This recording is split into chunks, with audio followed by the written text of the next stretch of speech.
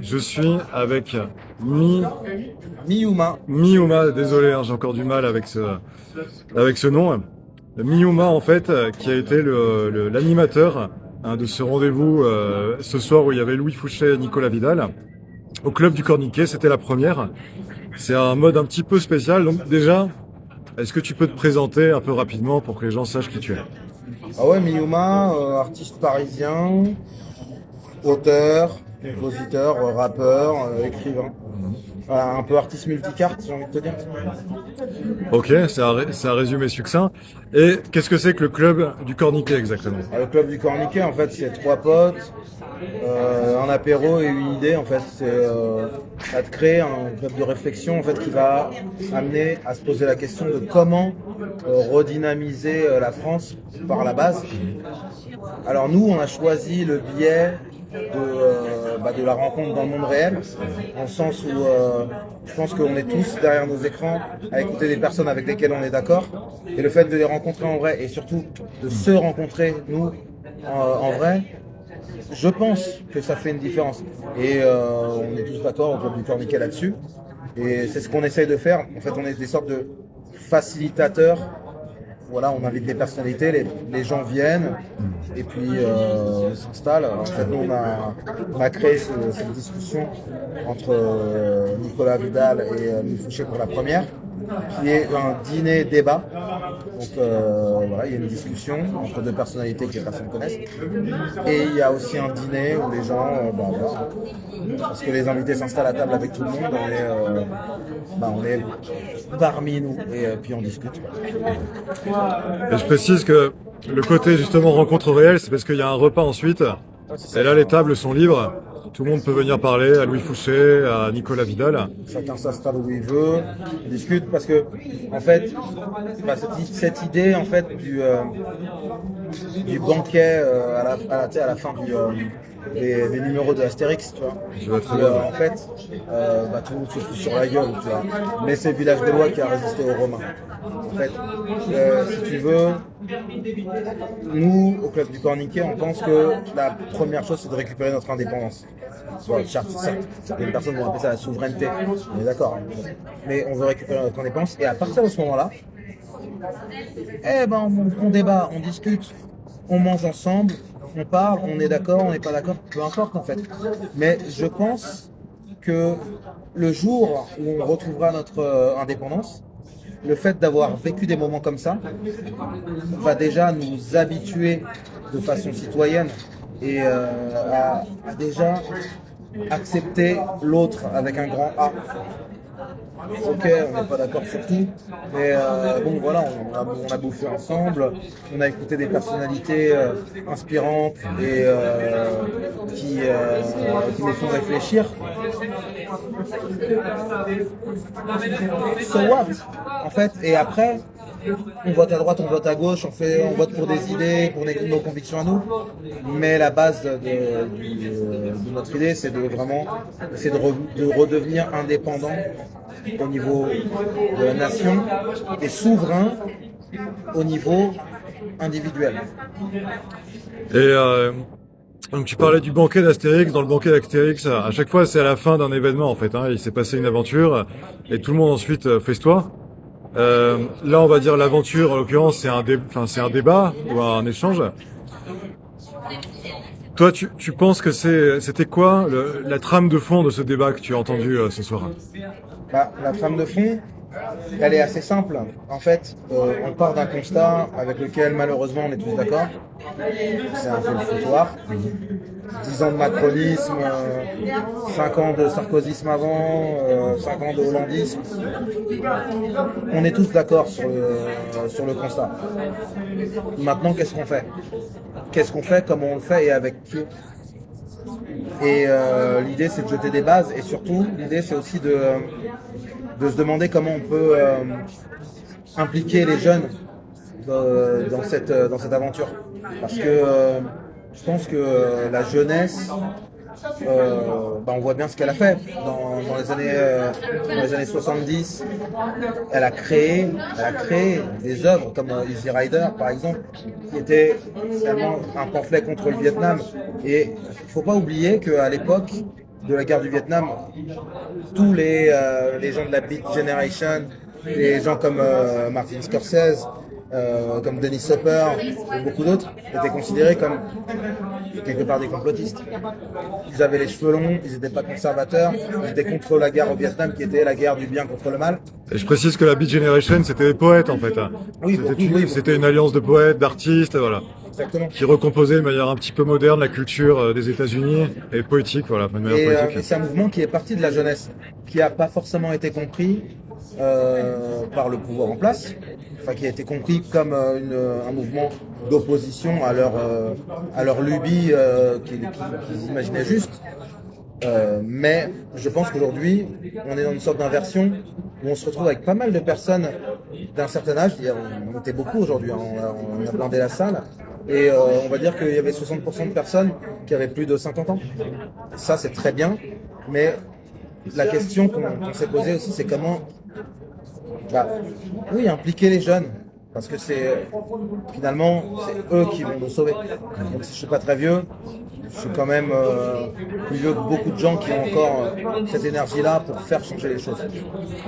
Et alors, à ton avis, comment on attire ces jeunes, effectivement? Vu qu'ils n'étaient pas là ce soir, comment on fait pour les attirer?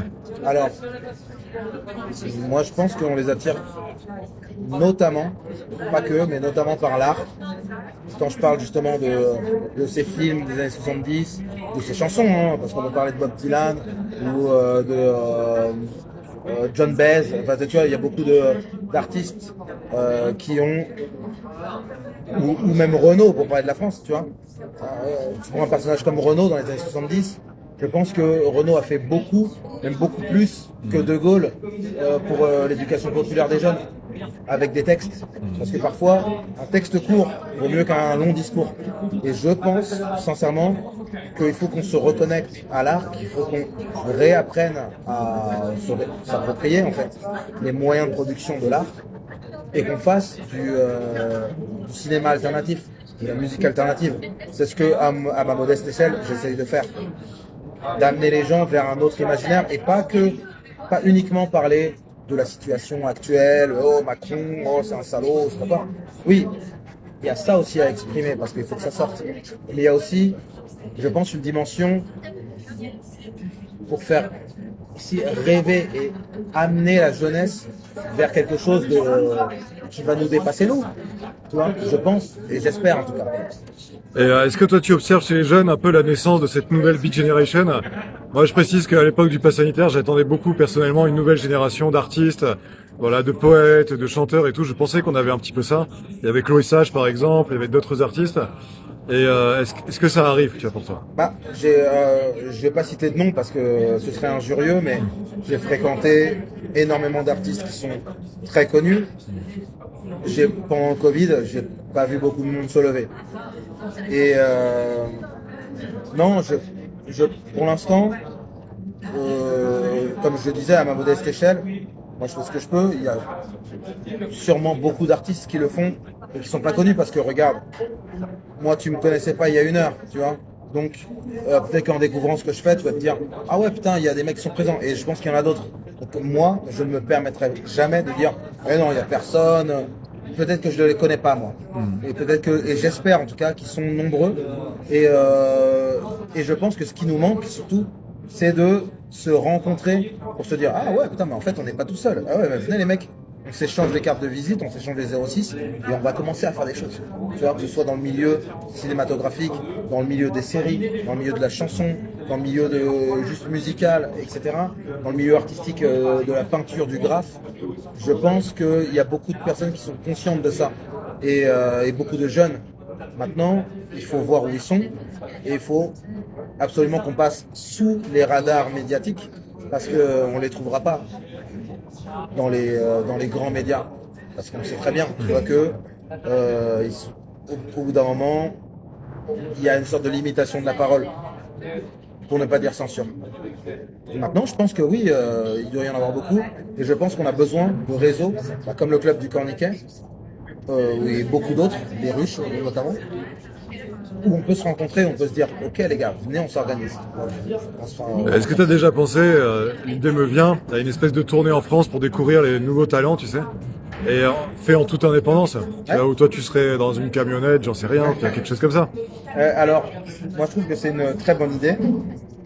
Malheureusement, moi maintenant je suis papa de 2 petites filles. Tu vois, J'aurais pas dû dire toi, mais non, ouais, non, mais en tout cas, je parle. Non, mais là pour le coup, je parle pour moi. Physiquement, c'est difficile de faire ça, et je pense que même pour quelqu'un qui n'a pas d'enfant, c'est très, très, très. Ça implique beaucoup d'énergie humaine, physique, de faire ça. Par contre, moi je pense que aujourd'hui, avec les nouvelles technologies, il pourrait être intéressant de créer une sorte de Netflix alternatif, tu vois, une plateforme où les gens puissent mettre, alors soit en libre common, j'ai oublié le mot, tu vois, comme Linux, là, tu sais, c'est les common, bon, bref, les geeks sauront de quoi je parle. En tout cas, en fait, le fait de mettre en collaboratif, tu vois, du contenu, et du contenu qui nous regarde nous, qui nous concerne nous, qui nous intéresse et qui nous inspire et qui nous invite à continuer à faire autre chose et à partager ce contenu, parce que je pense que on est dans une j'aime pas le mot guerre, mais malheureusement c'est un peu le cas quand même. On est dans une guerre qui va être longue, et pour ça il faut qu'on trouve aussi des outils. Et je pense que les outils technologiques d'aujourd'hui, on a tout à disposition pour créer un vrai, allez, je vais oser le mot, un vrai Netflix complotiste. on a les moyens, tu penses? On a les moyens techniques de le faire. Ok.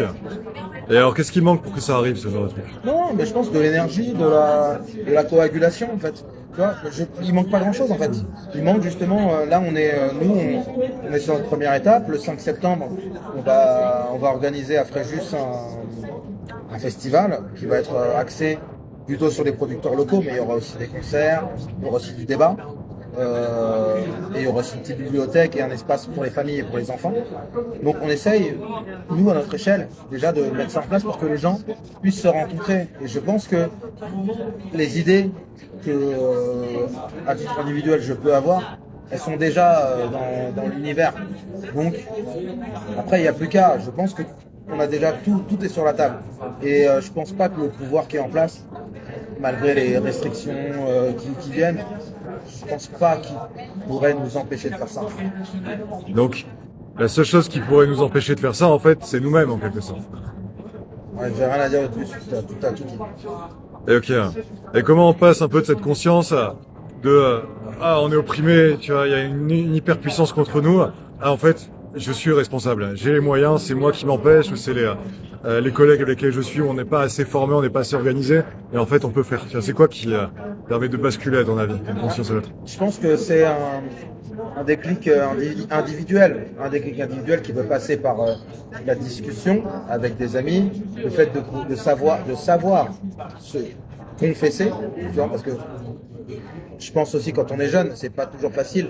Tu sais, il y a des petits détails, t'as eu un chagrin d'amour, t'as perdu ton taf pour une connerie, tu les as là et t'arrives pas à l'exprimer, tu vois. Déjà, je pense que déjà à la plus petite échelle qui soit, trouver une oreille, trouver un ami, trouver une épaule à qui parler et être soi-même l'épaule ou l'oreille de quelqu'un, tu vois. Si tu fais ça déjà, tu fais ça avec une personne, tu peux le faire avec 1000 en fait. Et moi je pense que c'est la clé. Je pense que c'est d'apprendre peu à peu à se connaître soi, connaître ses qualités, accepter ses qualités, assumer ses qualités et connaître ses limites, assumer ses limites et les accepter aussi. C'est un équilibre et je pense que moi je vais avoir 44 ans cette année. Je suis arrivé à un stade de connaissance de moi-même où je me dis ok, je sais ce que je peux faire, je sais ce que je sais faire, mais ça reste toujours un combat, ça reste toujours difficile. Mais je pense sincèrement que c'est ça la clé. Ok. Et est-ce que tu aurais une espèce de manuel d'action, tu vois, à livrer un petit peu aux jeunes qui commencent à faire leur musique, tu vois, voilà, j'en connais qui ont fait leur petit studio, donc ils se réunissent, etc. Pour toi, c'est quoi les étapes pour arriver à s'organiser correctement, à se former, etc. Alors, je commencerai par l'organisation personnelle. C'est-à-dire que tout dépend si tu es batteur, si tu es chanteur, si t'es... peu importe, il faut que pour moi, hein, en fait, il faut que tu t'imposes une discipline personnelle. Après, ta discipline personnelle doit être compatible avec soit un groupe, si tu joues dans un groupe, soit avec d'autres personnes, si tu as des prestataires, tu dois faire un concert, etc. Mais c'est des trucs tout bêtes, en fait. Arriver à l'heure, connaître ton texte, etc. Tu vois. Donc ça, là, on est dans la base. Ensuite, je pense que au-delà de la musique, je pense qu'il faut toujours se poser la question si ce que je pense, c'est moi qui le pense, ou bien je suis en train de recracher la pensée d'un autre en fait. Tu vois. Et essayer de se mettre au clair avec ça, c'est toujours, j'en reviens toujours à une sorte d'équilibre personnel. Et ensuite, écrire des textes, faire un clip, faire la musique, fais tout ce qui te chante. Si tu regardes ma discographie, tu pourrais la trouver incohérente en fait. Parce que je commence par un premier album, c'est du rock. Ensuite, c'est de la musique pseudo-électronique, bricolée à la maison. Le troisième album, c'est un peu jazzy, machin. Le quatrième album, c'est du rap pur hardcore. C'est ma discographie à moi. Mais c'est mon parcours et je me dis, les textes, la forme, la musique, qui me l'a imposé? Personne. C'est ce que je voulais faire ce moment, oui, parfait, rouler jeunesse, tu vois. Après, c'est perçu par un public, mais je pense qu'on ne doit pas être esclave de quelque public que ce soit, et que tu sois un artiste ou que tu sois un être humain. Tu ne dois pas être tributaire de ce que les gens vont éventuellement penser de toi. Tu dois déjà essayer de faire émaner quelque chose de toi, de la chose la plus simple, hein, tu vois. Voilà, et ça c'est valable pour un beatmaker, pour un guitariste, pour un chanteur, un rappeur, un peintre. Pour moi, je pense que c'est vraiment cette énergie que tu dois puiser au fond de toi et surtout te dire, ok, ça c'est ce que moi je pense, ce que les autres pensent, c'est pas que je m'en fous, c'est que peu importe comment ça va être pris, voilà ce que moi je voulais dire. Ok. Et une question importante, c'est par rapport aux parents, tu vois, de tes enfants. Il y en a pas mal qui sont assez désœuvrés, qui comprennent pas trop comment gérer cette nouvelle génération. Et pourtant, il y a plein de pépites dans cette nouvelle génération, il y a des talents. Toi, qu'est-ce que tu conseilles un petit peu?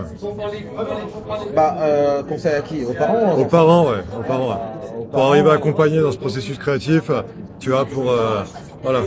Moi, je pense qu'il faut laisser faire, dans le sens où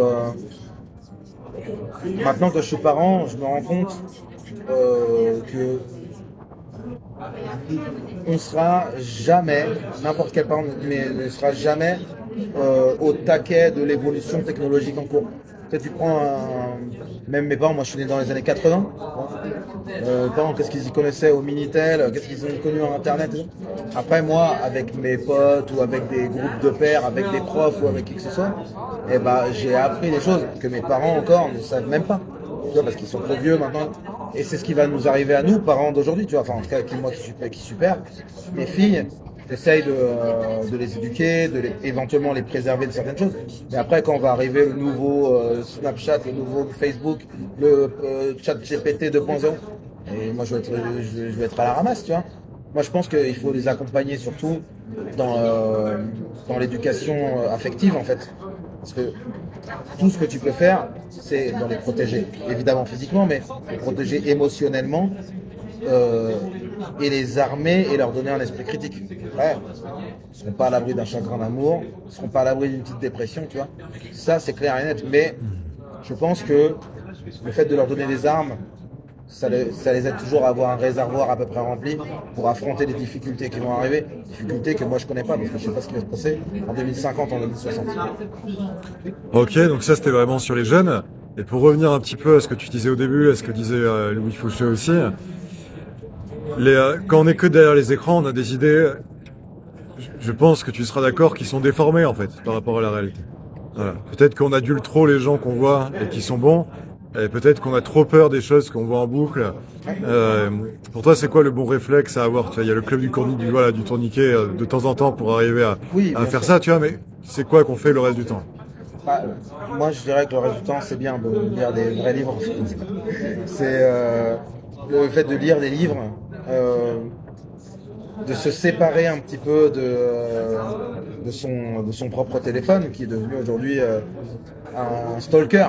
Tu vois, pour rien faire sans, même si tu veux le mettre dans une autre pièce, C'est limite lui qui te dit vas-y prends-moi parce que t'as besoin de regarder l'heure, t'as besoin de regarder tes mails, t'as besoin de... Tu vois, déjà revenir à soi, prendre le temps, reprendre le temps de l'observation parce que c'est quelque chose qui était naturel à l'époque où il n'y avait pas le téléphone.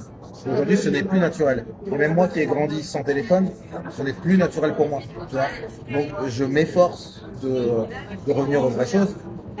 Moi, j'ai une éducation où j'ai été amené à lire beaucoup dans ma jeunesse. Mais je pense que le fait de lire, et quand je dis lire, que ce soit de la BD, des comics, des romans, le journal télé, le télémagazine, quoi, de lire. Parce que je pense que le fait de lire, ça continue d'alimenter ton imaginaire qui te permet après de créer. Parce que malheureusement, et je ne suis pas du tout contre la technologie, contre le téléphone, contre l'intelligence artificielle. Non, je ne suis pas contre, mais je pense qu'il faut absolument réguler ça. C'est comme le tabac, comme aujourd'hui, je pense qu'on en est là. Donc, pour revenir à la lecture et à la discussion. Parce que là, oui, en effet, avec le club du Corniquet, montrer les événements, mais déjà, rien qu'entre amis, on peut se retrouver au lieu d'être tous sur le téléphone et se parler alors qu'on habite à 5 minutes. Bah, venez, on se retrouve là au square, autour d'un verre ou autour d'un ballon de foot. Là, tu vois, de se retrouver encore physiquement. Je pense que pour moi, c'est vraiment la condition sine qua non. Il y a beaucoup de gens qui attendent une union de la résistance depuis longtemps, de ce que les gens appellent la résistance, peu importe. Toi, est-ce que tu as un message à faire passer un peu à toutes les têtes des différents mouvements, des différents groupes, ou à tous les gens très actifs, voilà, qui ont le pouvoir un peu d'impulser, d'initier des mouvements? Tu vois, qu'est-ce que tu attends d'eux en fait? Bah, ce que j'attends d'eux, c'est qu'ils mettent leur ego de côté. C'est-à-dire que on est tous dans le même bateau, tu vois, et on est tous d'accord sur le fait que on doit récupérer notre indépendance, qui est la condition première pour après réellement se foutre sur la gueule. Parce que l'indépendance, c'est pas la fin, c'est le moyen. Et donc l'indépendance, c'est le moyen de retrouver un vrai débat démocratique, une vraie discussion entre la vraie droite et la vraie gauche, et de faire évoluer,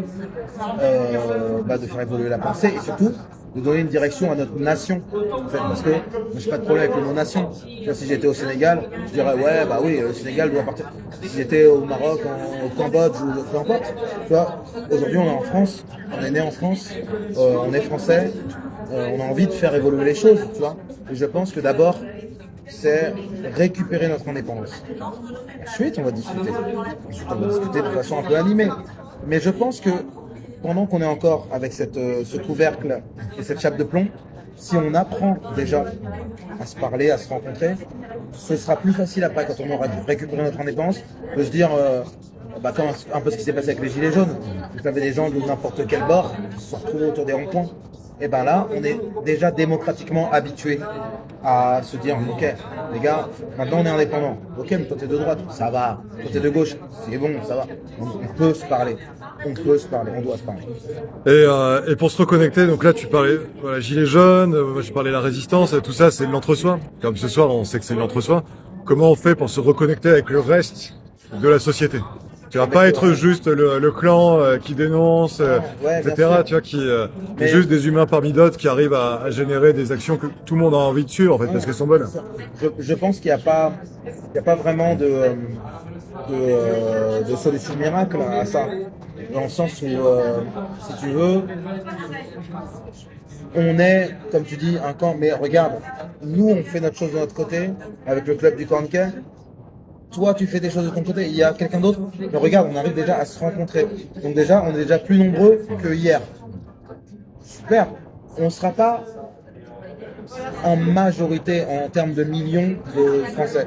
Parce que, malheureusement, et ça, c'est pas une critique, il y a beaucoup de gens qui sont tellement pris par leur travail, leur famille, par BFM et tout machin que ils vont se dire bon bah ok je vais pas bouger et puis on est dans une ambiance quand même un petit peu soviétique où si tu commences à exprimer des idées alternatives, excuse-moi Louis Fouché, Nicolas Vidal, pour moi il n'y a rien de violent tu vois, mais déjà c'est déjà un problème donc tu peux avoir peur de perdre ton boulot, de perdre tu vois.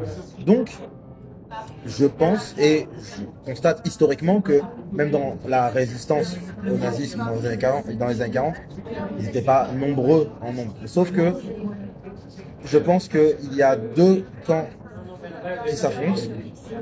Notre camp, entre guillemets, le camp des radicaux macronistes, entre guillemets.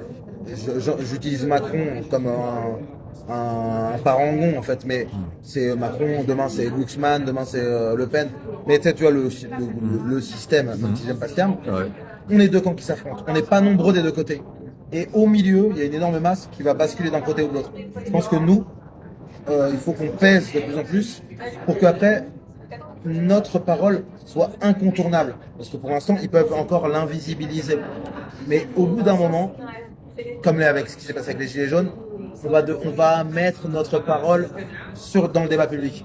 Et là, l'énorme masse qui ne veut, qui a la flemme de bouger, eh ben, va peut-être glisser dans notre sens. Est-ce que tu penses que c'est le professionnalisme qui va nous permettre d'amener cette voie-là? Oui, mais si je reviens sur l'artistique, il faut avoir une professionnalisation de l'esprit, dans le sens où artistiquement, comme je te dis, j'ai bossé avec énormément de monde.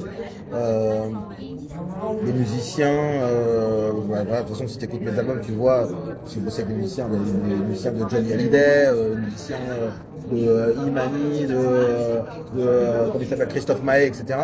Ce sont des gens que je connais, des amis à moi. Mais pourquoi ils ont accepté de bosser avec moi, qui suis un chanteur anonyme? Parce que il y a eu un feeling artistique, mais surtout parce que j'étais carré. Parce que si j'étais un guignol qui arrive, bah toi tu joues avec Johnny Hallyday, t'as pas le temps. Ouais, mais non, tu vas quand même prendre une petite semaine pour jouer avec moi. Bah, ça fait plaisir, tu vois. Mais c'est pas parce que j'ai une bonne gueule, c'est juste parce que, au bout d'un moment, moi dans ma tête, même si je suis un chanteur anonyme, je me suis professionnalisé. Et tu vois, je pense que n'importe qui, t'es un citoyen anonyme, et je mets des guillemets, t'es un caissière, un avocat, hein. Ouais, t'es anonyme, mais non. Professionnalise ton esprit en fait. Mets-toi bien carré et tu vas voir que tu peux aller parler à des grosses têtes, entre guillemets, hein, parce que quand je parle d'un musicien de Johnny Hallyday, c'est pas quelqu'un que ouais non, c'est juste une personne simple, mais qui a pas le temps il y a pas de temps à t'accorder en principe. Sauf que quand toi t'arrives avec tes carrés, bah tu peux, voilà, nous on est le club du Corniquet, on vient juste de naître, il y a Nicolas Vidal, il y a Lou Fouché qui viennent, tu vois, ils nous ont accordé du temps. Ça c'est la plus belle des récompenses. Mais pourquoi? Parce que on était justement, comme tu dis, professionnalisés dans notre tête, dans notre organisation, et ça c'est dans les moindres détails en fait. Ok. Est-ce que tu as un mot de la fin que tu veux rajouter en plus? Bah, le mot de la fin, je dirais qu'on pourrait se donner rendez-vous le 5 septembre 2026, à Fréjus encore, à la Villa Aurélienne, pour le premier festival des Franchouillards en fait. C'est un festival où au programme, bah, il y aura débat, artisans locaux, musique, victuailles, bonne vibration. Et voilà, on va voir comment ça va se passer. Ok. Un peu de pluridisciplinarité pour arriver à montrer un échantillon réel aussi concret de ce que c'est que la vie et qu'est-ce qui se passe vraiment. Un peu de Pluridisciplinarité. Ouais, Voilà. et qu'est-ce que tu veux dire par là? C'est-à-dire une alliance en fait de beaucoup de domaines différents qui correspondent en fait à ce que les gens vivent. Tu sais, il y a tout qui se mélange. Et donc, Exactement. arriver à mêler l'art avec l'artisanat, avec la science. Exactement. Avec, On essaye de faire ça. J'espère que ça va fonctionner. J'espère qu'il y aura du monde et que les gens vont s'intéresser à ça. Et surtout, j'espère que les gens, une fois qu'ils seront sur place, vont pouvoir dialoguer et discuter ensemble. Et puis continuer de construire. Parce qu'on est en train de construire enfin, tu vois, étape par étape, tu vois. Donc, non, je pense que moi, je suis assez optimiste. Bah. Ok. Bah, merci beaucoup. Merci à toi. Ok. Et à la prochaine, les amis. Ciao, ciao, merci. Ciao. Tac.